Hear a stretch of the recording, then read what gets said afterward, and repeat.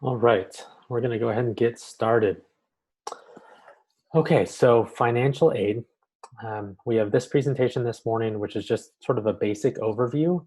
And then next Wednesday, I'm going to go through much more in depth to the actual numbers and give you some examples of how to break down the cost of college and how to make it affordable. So this morning is just a basic overview of everything involved with financial aid.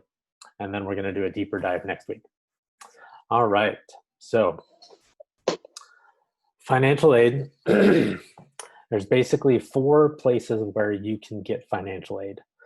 We start with the federal government, and then we have the state government, um, and then we have the university system, the schools that you are actually applying to.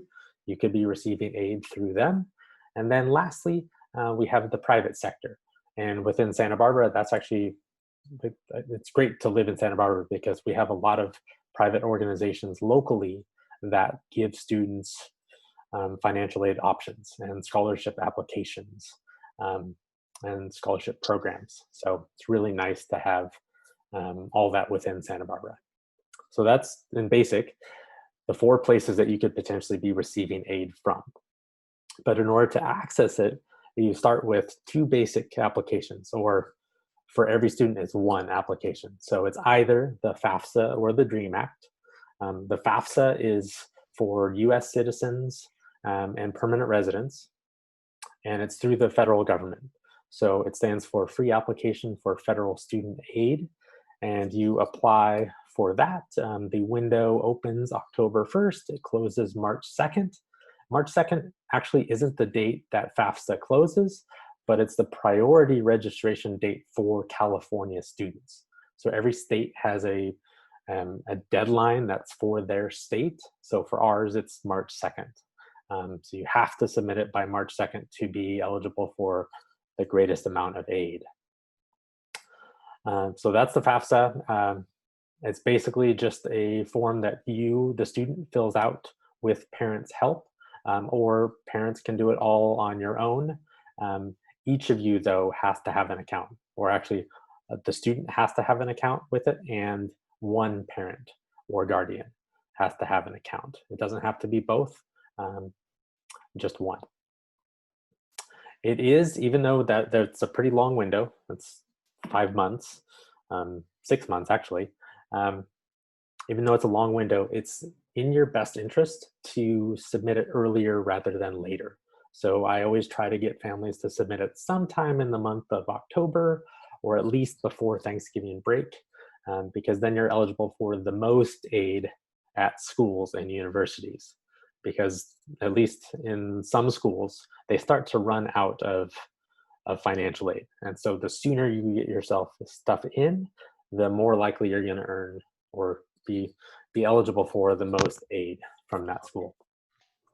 You will need your parents' tax returns or pay stubs to fill that out. It's pretty simple. It'll take about an hour or so if you have all the information going into it. We really encourage all families to complete the FAFSA, because even if you are in the higher income brackets, maybe you have two kids in college and it's not going to be possible to write a $60,000 check for two kids. Okay, so highly encourage all families to do it. And even if you think you don't and you might need a student loan a little bit later, by doing the FAFSA, that can allow you to be eligible for lower interest loans. So we can talk more about that in depth later. And then the DREAM Act is for students that are not US citizens, not permanent residents, and it's only for California students. California has this DREAM Act. The DREAM Act is the exact copy of the FAFSA, same information. You don't need a social security number to fill it out. Okay, so what the FAFSA and the DREAM Act do is they provide information in terms of your family's income in order to spit out this number called the EFC, which stands for Expected Family Contribution. It's a rough ballpark of, based on your family's income, how much could your family realistically afford for 1 year of college. So that's what the EFC is. And then that EFC then gets sent to private scholarships. It gets sent to colleges, and that determines financial need. So if your EFC is low enough, so let's go to the next slide here. So if your EFC is low enough, then you're eligible for the most financial need. Okay, so financial need is developed by looking at the cost of attendance of a college. So let's say a UC school, roughly about $33,000 a year. That's your cost of attendance. And then the family contribution, let's say your EFC is 1,000. So then that you take those numbers and you take cost of attendance, subtract the EFC, equals the financial need.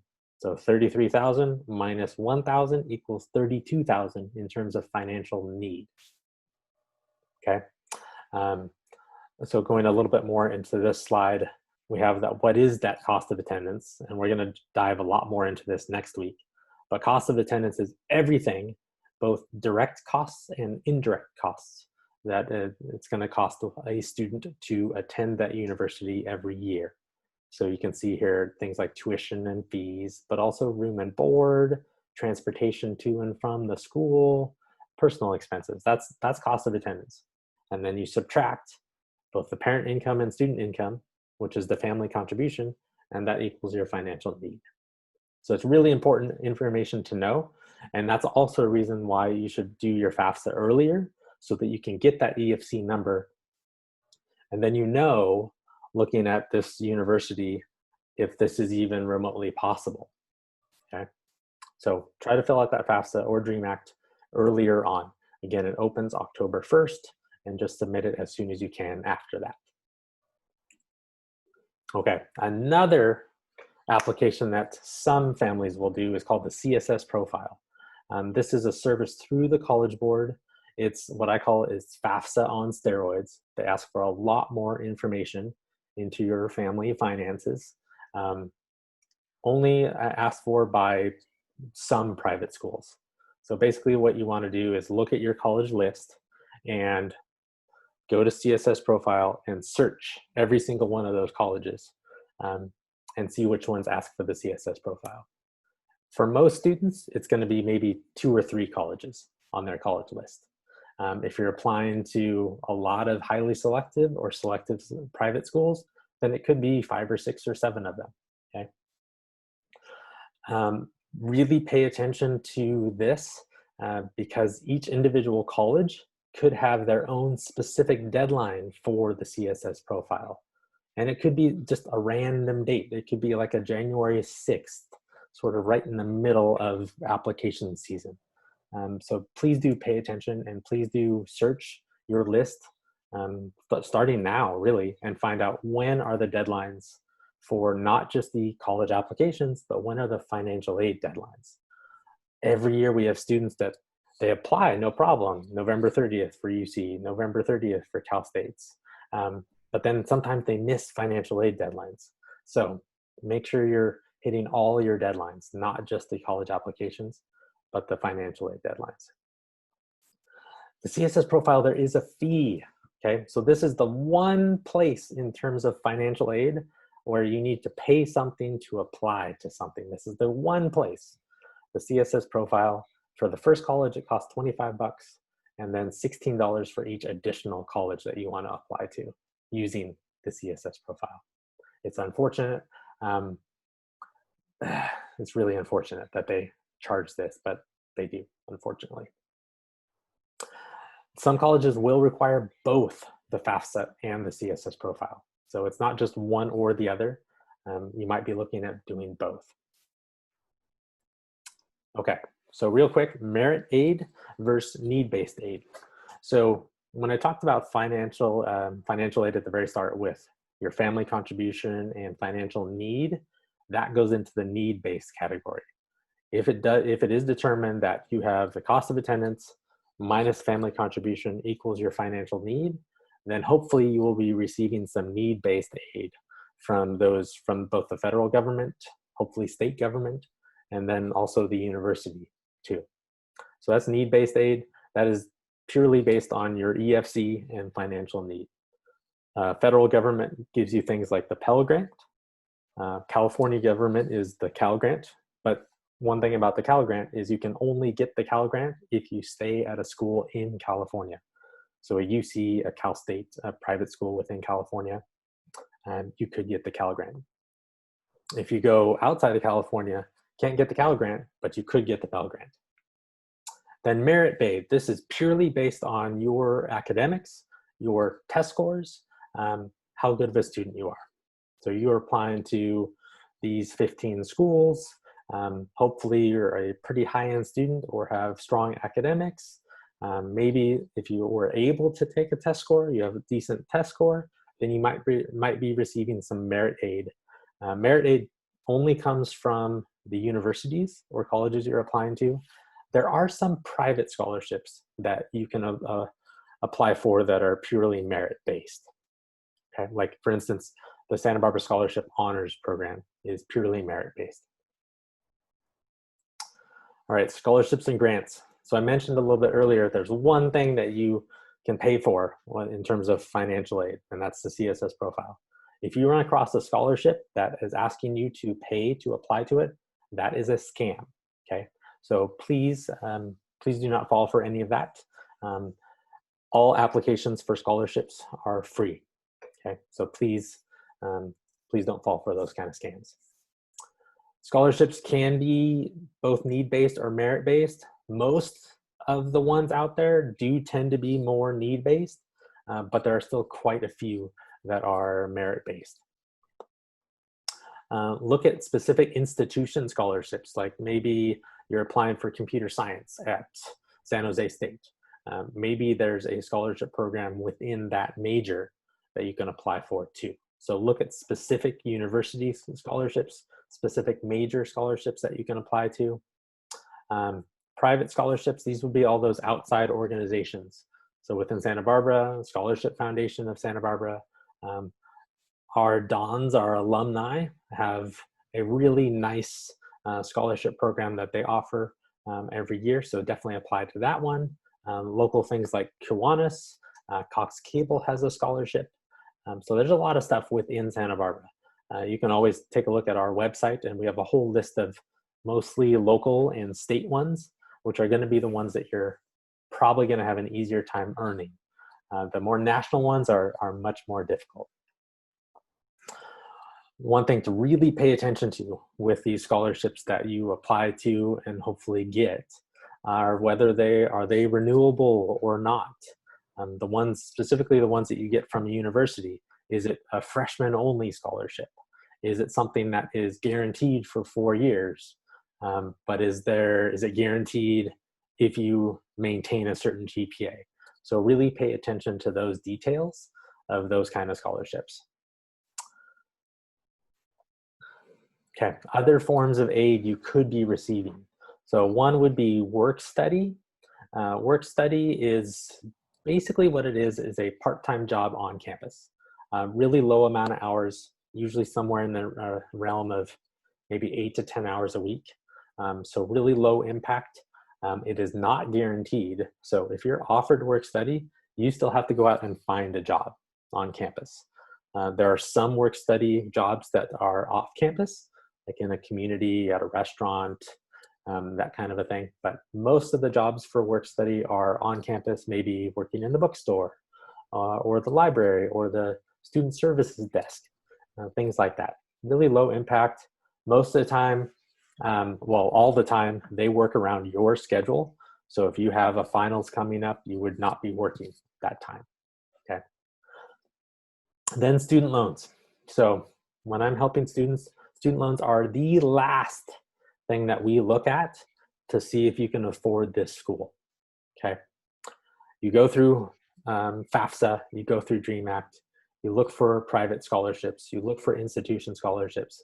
And then if there's still a gap, and maybe you're looking, I mean, every student's different, but maybe you're looking at a gap of maybe $5,000 that you can either, you're going to that 4-year school or not, based on this $5,000 per year, then maybe we have a conversation of, is this something that I should maybe take a student loan for?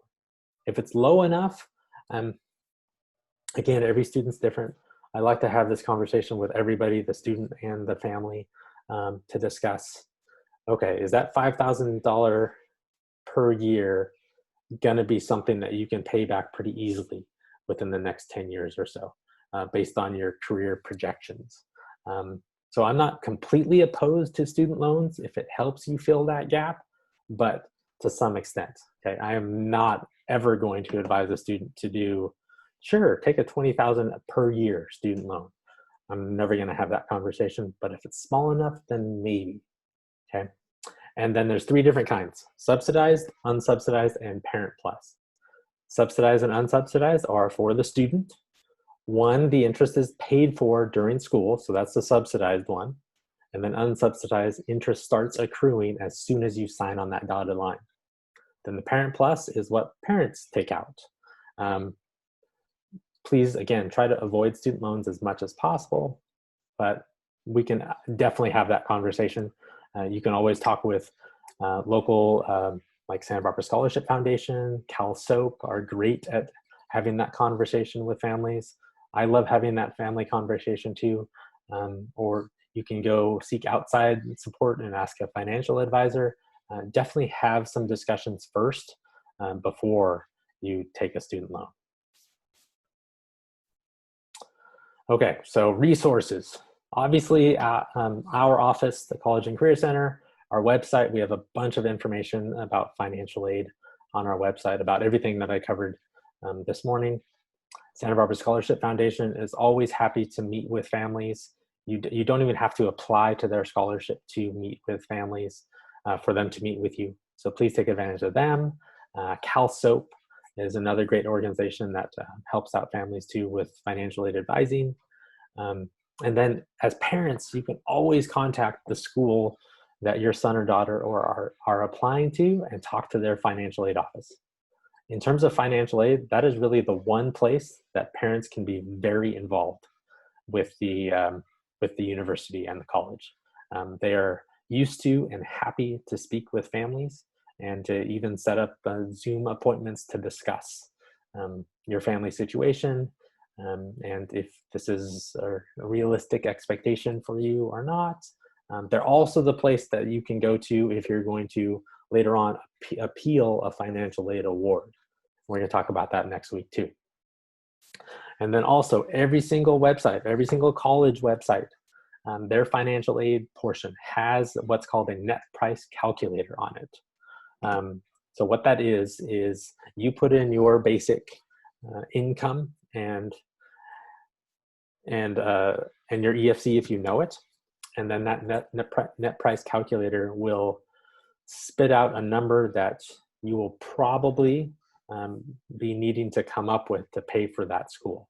So it's ballpark, it's not perfect, because it's really quick. It usually just takes 5 minutes to do this financial aid calculator, but it'll give you an estimate of are you going to be able to pay for this kind of school. So definitely do that, and do that on every single individual college website, because every school has a different net price and the cost of attendance, and also different ways of factoring in parents' income. So do the net price calculator on every single college website. All right, before we get to questions, upcoming schedule, I have this awesome webinar on the Common App coming up tomorrow afternoon at 3:30. Please register for that if you have not already. We're going to do a deep dive with some of my colleagues outside of Santa Barbara into the Common App and how to make it awesome. And then our last two, can't believe it's last two, but our last two coffee chats, well, next Wednesday, again, a deeper dive into financial aid and more of the numbers game. And then the last one, August 12th, right before we head back to school, tips for a successful online, at least online start to school. So that's that. And you can always find our videos. Every session has been recorded and is on our YouTube channel. And lastly, I brought this up last time, but try to think of ways and let me know how I can support you this year. It's crazy challenging this coming fall. So If you have some great ideas, here's some of mine. But if you have some great ideas, send me an email, send me a phone call, and then we can talk about it. And I'm happy to try to help in any way I can.